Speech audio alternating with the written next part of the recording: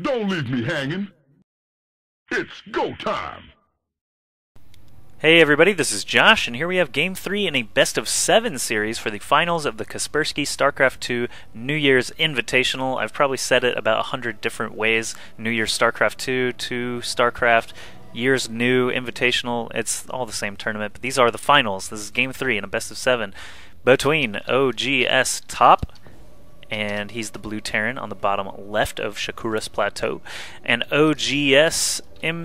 Both of these guys are incredibly good players. Both of them play in the GSL each and every season. MC actually won GSL 3, so he's a code S. oGsTOP has done pretty okay in the previous few GSL, so he is code A.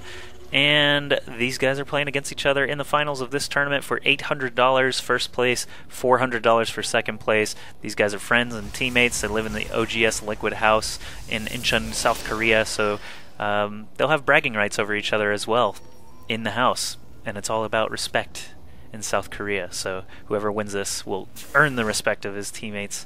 And that's probably a cliche. I don't actually know anything about South Korea, so I'll stop saying that. But Gateway coming down, oh my god. Nothing crazy about that at all. oGsTOP also building a barracks right on time for those very standard builds. So Top actually blew my mind. He did something different for a change and went fast factory towards a cloaked banshee build in that game on Scrap Station. This time we'll see if he goes for a 1 racks fast expand or if he will try something sneaky again.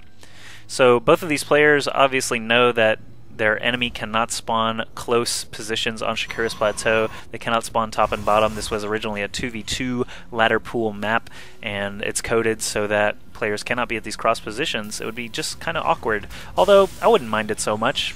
Variety is the spice of life, you know, let them spawn at the close positions. But either way, these guys know there's no chance that they're going to be there, so they're scouting these far away positions first. Top is actually going to scout the wrong position first. MC is going to find Top on his first go, though, and they are at these close backdoor positions. There are destructible rocks here, obviously on the edge of either player's base. Someone could break down their rocks and start to do, I don't know, some turtling across the back end there.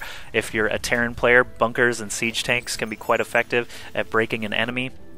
Protoss players not too familiar with stuff that they can do besides warping in. Obviously you can build a pylon here, just warp in down here, destroy your enemy's rocks. Or if you can do some tricky things with observers, put a pylon around here, put an observer here, and warp in into your opponent's main. So both players have some things that they can do. Obviously Reapers and Colossi, things that ignore terrain, very good to use as well in that backdoor area. So Top gonna be taking a look around MC's base, not gonna find anything too surprising. Cybernetics core there right on time, and Top is actually gonna do that 1 racks fast expand yet again, so we'll see where he ends up with that build. It was pretty successful for him in that first map. Second map we didn't see it, but you know, he showed that he is able to switch gears very quickly. He got some scouting information that showed him that his build was going to be no good, and he managed to change things in time to still end up winning that game. So Stargate coming now for MC. This is new. 1 gate into Stargate tech. No 4 gates for MC this time around. We'll see what he chooses to build out of there.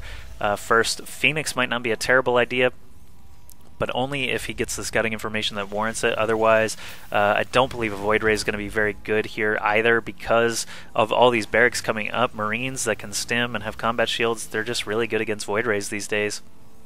Void Rays are a lot slower and less powerful than they were back in the beta, when you saw all those crazy games where 1 Void Ray can smoke like a whole pack of Marines. But, you know, these players know that. They've played tons of games since those patch changes. We'll see what MC chooses to do. He is going to get that Void Ray out first. Could be a mistake against this number of Marines. He's not going to know that Top has all of these barracks coming, but obviously this is good news for Top. He doesn't know that there's a Stargate over here creating a Void Ray, but when he sees it, he has to feel pretty good that MC is using all these resources to make air units that most likely won't be effective. I won't say that MC is not going to kill anything with a Void Ray, but it's going to be really hard. And Top, you know, getting that second orbital command down, going to soon have an economic advantage as well. 1 Void Ray starting to float across the back door here for MC. We'll see what he is able to actually do with that. How many Marines do we have here? 6 Marines should be more than enough to deal with this, especially if he's able to spread them around enough. This SCV is going to see this Void Ray charging up on the refinery here, he is going to actually get to full charge, so Top might need to be more careful than I originally thought. A full charge Void Ray is, of course, a lot more deadly than a regular Void Ray. MC is very good at micro as well, so more Marines should be being produced. Yeah, 3 more Marines are already out here. Needs to get all these consolidated if he's going to try and ward off this Void Ray. A second one is arriving now, and a third one is actually building if you look at the production tab, so MC investing quite a lot into this air army. Could be a mistake. 1 reactor down on these barracks could mean more than enough anti-air to deal with these Void Rays for the rest of the game. MC is now floating around the back. Gonna charge on the destructible rocks. Okay, so that's obviously in his game plan to keep these rocks alive as long as he can to build up some free charge. Going to use that refinery as basically just another rock. He's got 2 fully charged Void Rays now against a large clump of Marines. They don't have stim yet, but they do have combat shields that'll certainly help. MC is also expanding. Don't want to miss that fact while we watch this little Marine versus Void Ray foray from MC. Now Void Ray number 3 is showing up. Marines still being produced pretty quickly here. Actually, in the production tab, we see a reactor is coming up, as well as Marauders and stim packs. Stim might be the key to actually getting rid of these Void Rays once and for all, or MC, you know, might just keep reinforcing endlessly. It doesn't look like he's building any more Void Rays right now. Instead, he's switching to a robotics facility. Marines poking up a little bit, focusing down 1 Void Ray, so MC losing that Void Ray needlessly, gotta hurt. He's also not really focusing too well on these Marines, just kind of whittling them down slowly without too much direction there. Trying desperately just to keep these Void Rays alive. This one down to only 11 HP, and Top does a good job sniping that one as well. So really, Top hasn't lost a whole lot except for some Marines. If you look at the resource count and units lost, you'll see that these Void Rays are actually much more valuable than the Marines Top actually lost at dealing with them. So MC, going to be a wise move not to invest any more on that Stargate. He's now building 2 more gateways to support his robotics facility that he's got up now, getting an observer out of there and trying to saturate his natural much in the way that Top already has. Let's take a look at the income. This Void Ray still poking in back here, trying to snipe a couple of Marines. It's got 6 kills. Anyway, back in the income, Top should very well be ahead on minerals just because he's got 2 orbital commands. He's got 5 less harvesters though, so that actually does make a slight difference. It looks like both players are even on gas, which is to be expected. They're both still on 2 gas from what I can see. 2 assimilators are being warped in there for MC. And this Void Ray gets away with 6 kills, still in the units lost.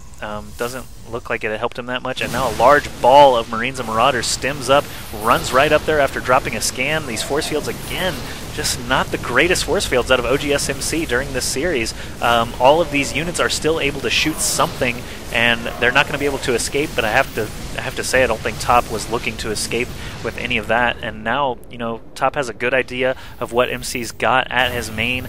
He can reinforce quite quickly with all of these production structures. He's even got a starport and a factory available now to start building some different tech units.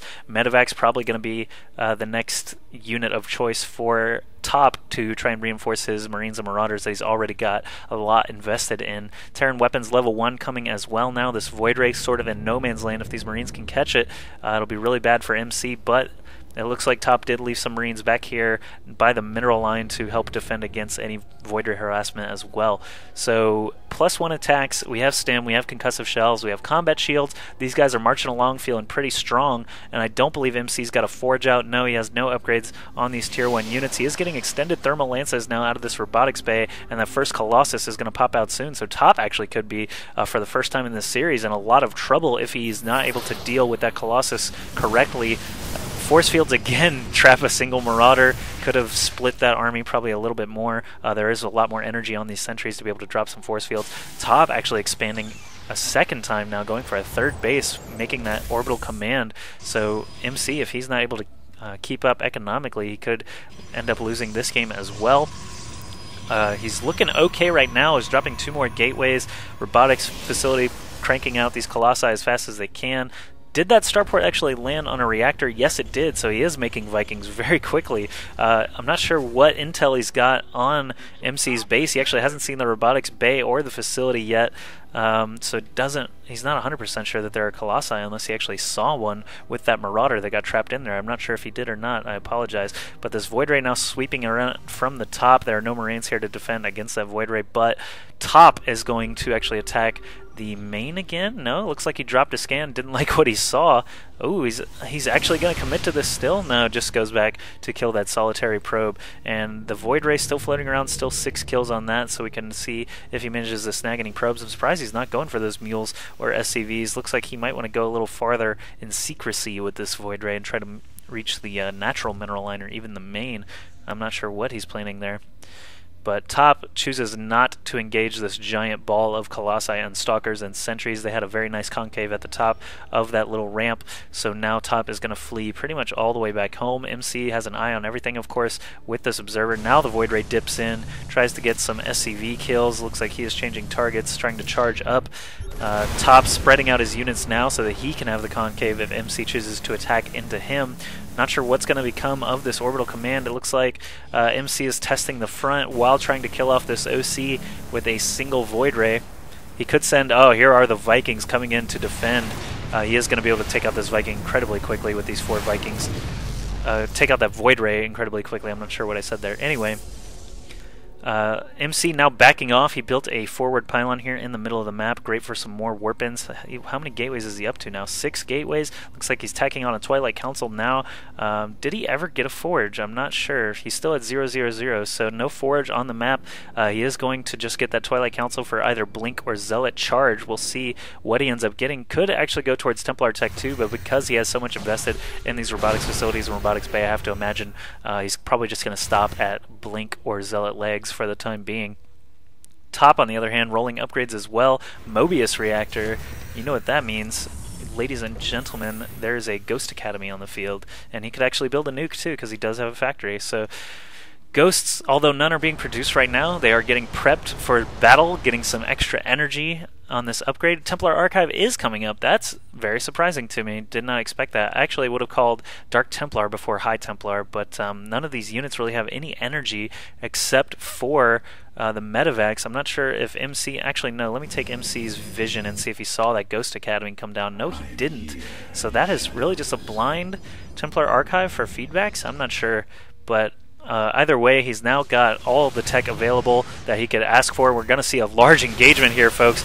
Vikings flying in to try and kill off those Colossi. Of course, he doesn't want the Colossi to get a hold of this meaty Marauder chunk here. Vikings doing a good job shooting down those Colossi. I'm not sure what they're focusing on, but they're not hitting the bulk of Top's army. Top left with still a lot of supply. It looks like 136 against 101 halfway through this battle. Force fields keep going down, but again, all these units are still able to fire constantly. Didn't really split that army as good as he could have, and MC is now on the run from a large ball of stimmable Marauders and a Medevac companion. MC actually not even going to try to fight this out. There we see a star-studded cast leaving that game of Game 3, but oGsMC loses his entire army there in the middle of the map. Zealot legs just about to finish, so that engagement could not really have gone worse for him. All those Vikings still taking out Colossi, all these Marauders still left alive. So Top most likely would have counterattacked right into MC's natural here. 117 supply against 59 and taken the game shortly after anyway. So Game 3 goes to oGsTOP. That puts him at 3-0 in this best of 7 series. All he has to do is win one more game to become the Kaspersky StarCraft 2 New Year's Invitational champion. MC is going to have to find some new strategy here to deal with his teammate in Game 4.